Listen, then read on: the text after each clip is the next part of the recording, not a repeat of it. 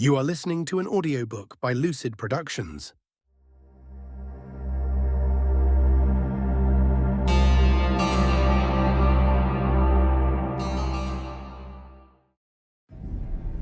Chapter 1. In the vast emptiness of the desert, an ocean of sand stretched endlessly, its waves frozen in time. Each dune stood like a silent giant, its ridges sharp and unyielding beneath the relentless sun. Through this land of shifting gold wound a single, well-trodden path, winding through the emptiness like a river of hope. Travelers knew to trust this lifeline. To stray from it was to vanish into silence and dust, lost to the heat and unforgiving horizons. Wells, scattered every 3 days' journey, marked rare havens along the route, oasis of life in a landscape where every direction seemed the same. In the desert, the most dangerous animal is a man with bad intentions. A group of such men lay hiding behind the sand dunes, watching the path like vultures. The only folk going through here now are starved peasants and ragged beggars.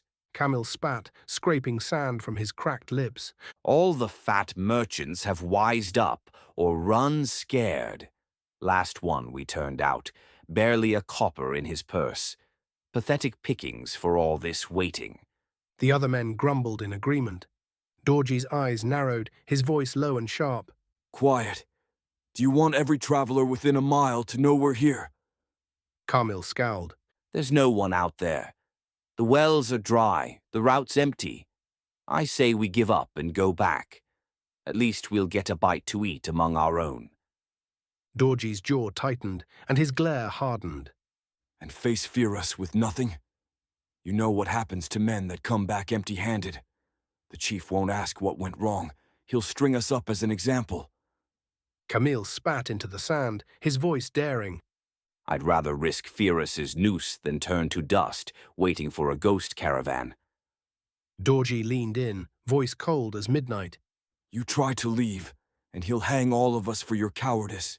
Stay put, keep your eyes open, and pray fortune finds us before the chief does. We go back with spoils or not at all. A ripple of bitterness hung in the air, as heavy as the coming heat. Sand prickled in the men's beards and mouths. Dorji squinted into the haze, visor to his brow. He fished a battered telescope from his sash and peered into the distance. What is it? What do you see? Camille whispered, inching closer with hope flickering in his voice. A hungry grin crept across Dorji's face. By the bones, he's dressed up like a sultan, and his camel's groaning with baggage. Move over. Let me have a look. Camille hissed, trying to snatch the scope, but Dorji shoved him back, sneering. Save it. Get to your post and keep your blade ready. Wait for my sign. He gave Camille a sharp nudge, eyes never leaving the approaching figure on the shimmering horizon. Minute by minute, the distance lessened. The figure and his camel seemed unaware of the silent circle tightening like a noose. The bandits watched his eyes flicker with fatigue and caution, heard his horse's slow, steady breaths. The men began to crawl forwards, barely shifting the sand beneath them. Tigers poised to pounce. They emerged suddenly from behind the dunes, closing in from all sides. Dorji's spear was the first to break the quiet, pointed sharp at the man's chest. Who are you? Speak, snarled Dorji, already rifling through a sack and spilling jars of spices and glimmering trinkets into the dust. The man raised both hands, voice shaking. Please, gentlemen, take anything, just spare my life. His accent was strange, smooth-edged. Sweat cut lines through powder on his brow. Camille upended another bag, cackling at the treasures within. Not just a simple trader, that's for sure. He jeered. I am a merchant, the man blurted. He swallowed hard. My caravan left me behind. I have been invited by the king of Arafia. If you return me to him safely, I guarantee you a rich reward. At the mention of Arafia, the thieves' mood shifted. Masks of suspicion melted into grinning delight. Arafia, Camille echoed, eyes gleaming. That greedy king's guest, alone in our desert. Dorji shouldered his spear, emboldened. Firas will hang carpets for us when he hears this. The king's invited guest, ripe for ransom or war. Matteo's knuckles whitened as he clung to the reins. The laughter rang harder, and they dragged the merchant and his sweating camel along, dust swirling at their feet. The caravan of riders moved steadily across the golden dunes, the stark desert sun casting long shadows beneath their horses and laden camels. Matteo sat bound among the bandits, his wrists raw where the chains rubbed against skin, his eyes tracing the endless expanse of sand and sky. The desert was merciless in its silence, yet within that silence his thoughts roared louder than the wind. There was a time, not long ago, when he had believed himself untouchable. Born the son of a merchant who built his fortune bartering along the coastal cities, Matteo had inherited not only his father's trade routes, but the gift of persuasion that turned bargains into empires. From bustling ports to gilded courts, he had moved with confidence, carrying the weight of promise in his words and the hunger of ambition in his chest. Yet even at the height of success, Matteo had craved something greater than coin. Perhaps it was the echo of his father's deathbed words. That true legacy was forged not through wealth counted in ledgers, but through ties that endured beyond generations. So when the opportunity arose to negotiate with the king of Arafia, Matteo leapt at it, seeing in that treaty not just profit, but the chance to carve his name into history. But fate had other plans. The caravan he was traveling with had been forced to take a detour, a desperate veering from the usual path to avoid increasing bandit raids. The alternate route was longer, adding days under the punishing sun. Not wanting to miss his appointment with the king, he had set off by himself, hoping a lone traveler could slip by the bandits unnoticed. He chastised himself bitterly. Foolishness and greed had clouded his judgment. To push forward alone, to try to reclaim lost time despite the dangers. Was it pride, desperation, or an overreaching hope? The desert had proven unforgiving, and now he was at the mercy of those he had hoped to evade.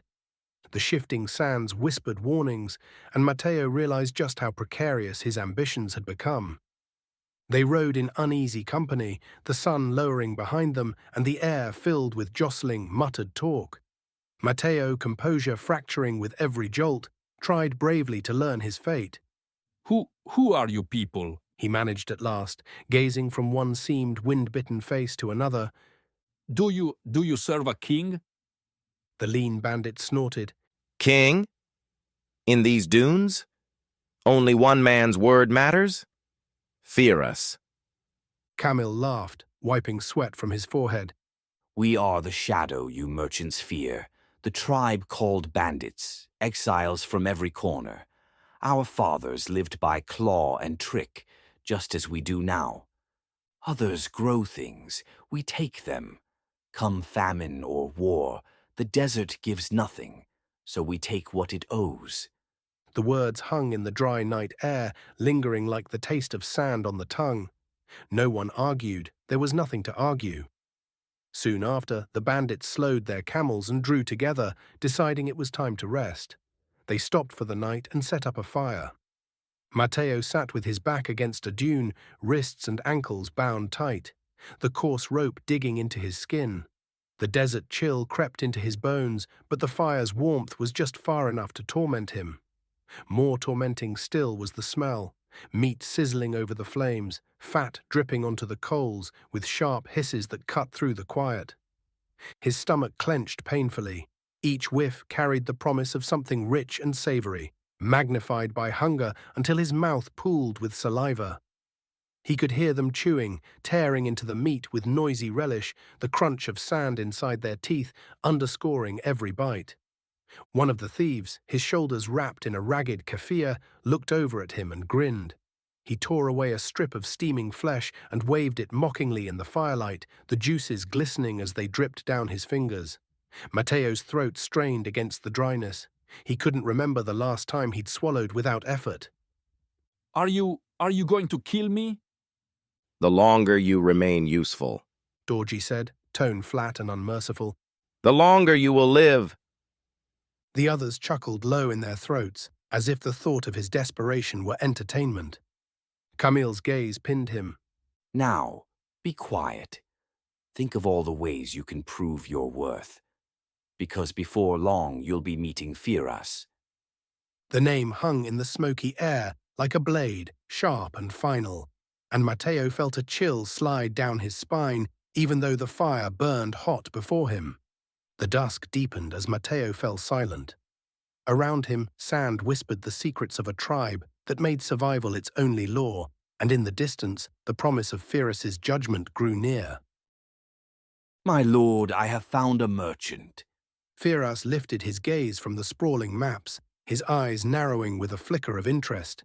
He had commanded his men to seize merchants from distant lands, hoping their rare wares and innovations would grant him advantage in his relentless quest for conquest. A unique weapon, something potent enough to tip the scales in his favor, was all that stood between him and the throne of Arafia. He's a guest of Arafia, has papers signed by the king and everything. Bring him in, Firas said sharply. Matteo entered the tent with cautious, measured steps. Though his finely tailored clothes bore the intricate patterns of a distant land's opulence, the fabric was creased and stained from the harrowing journey. The faint scent of dust clung to him, a testament to the miles traveled and dangers endured. Approaching the table, Matteo's voice trembled, a fragile thread barely holding steady. Greetings, my lord. I am Matteo Bianchi. Firas's eyes darkened into hard shadows. From this moment, you will only live as long as you are useful. Do you understand? A cold wave washed over Matteo's face. His throat clenched so tightly he feared he might choke, but he forced out a nod, trying not to throw up from fear. All of Matteo's belongings lay spread before Firas, and the men who had captured him lingered like hungry hyenas waiting for their spoils. Give me a reason to let you live. Give me something that will hurt Arafia, and I will let you live. Though I'm sure the king would offer a lot of gold for you, hurting you would hurt him, and I want to hurt the king of Arafia. The men laughed menacingly. Though Matteo carried no blade or secret device, his mind scrambled for salvation, anything that would delay his immediate death. Desperation crept into his voice as he faltered, buying precious moments. Well, allow me to show you, he said, feigning calm as his trembling fingers delved into his bag, brushing past trinkets and scrolls. With deliberate care, he withdrew a small wooden box. His hands shook, but he masked it with a strained smile. Here it is, my lord. Intrigued, Firas leaned forward, eyes narrowing on the box as Matteo eased open its lid to reveal a collection of exquisitely carved marble pieces, each uniquely shaped. This Matteo declared with a hint of grand drama, is called chess.